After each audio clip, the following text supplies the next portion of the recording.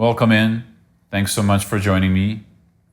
Today we're going to explore some of the benefits of meditation with the eyes open versus meditation with the eyes closed.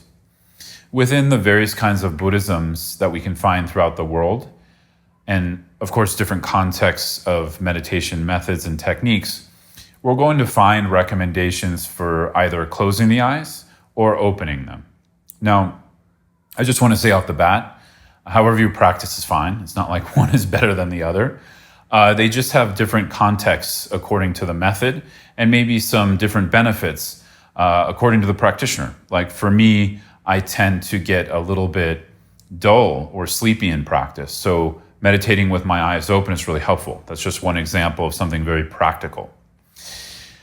But diving in a little bit deeper, so whether we want to meditate with our eyes open or eyes closed really depends on the practice we're doing. So within some of the Buddhisms you find within Southeast Asia, like Theravada Buddhism, you do find contexts and styles of practice with an emphasis on closing the eyes. One of the reasons for this is because some practices like of Vipassana that focuses on a body scan, where you're moving through parts of the body, really rely on a little bit more of a laser-pointed focus or concentration. And it's growing or trying to cultivate that kind of concentration.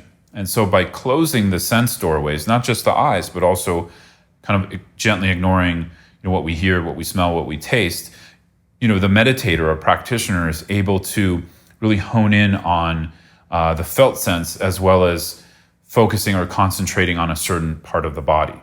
So in that use case, you can really see the benefits of closing the eyes. Whereas in some other lineages, like the lineages I practice in Tibetan Buddhism, we usually emphasize eyes half open or fully open. So of course, there's concentration practices within Tibetan Buddhism where they might emphasize the eyes half closed and you're using the breath or the body, or you're using a visualization, or you're using an outer object like a statue or something like that to stabilize your concentration. We also have practices typically found in the Mahamudra and Dzogchen lineages that are centering awareness over concentration. And these tend to be the styles of meditative awareness I teach a little bit more. So in those styles, we open the eyes fully and we allow the gaze to just rest in the space in front of us, not unlike what I'm doing here. And we don't block. We don't block what we see. We don't block what we hear or smell or taste or feel. And one of the reasons for this is we're centering awareness over concentration. Now, it's not like concentration isn't important, but what takes importance is, are we aware? Are we training or cultivating this quality of mind that can know, or kind of sometimes we say like a double knowing, know that it's knowing. So there's a quality of the mind that knows something's happening, and then the awareness knows that we're perceiving that, right?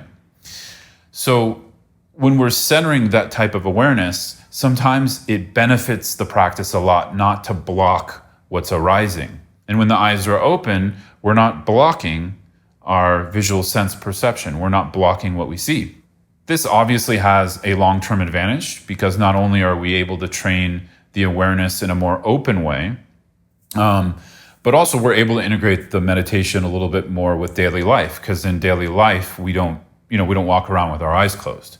So we can integrate the practice a little bit more where we're abiding in awareness, even when we're walking around or talking or doing activities.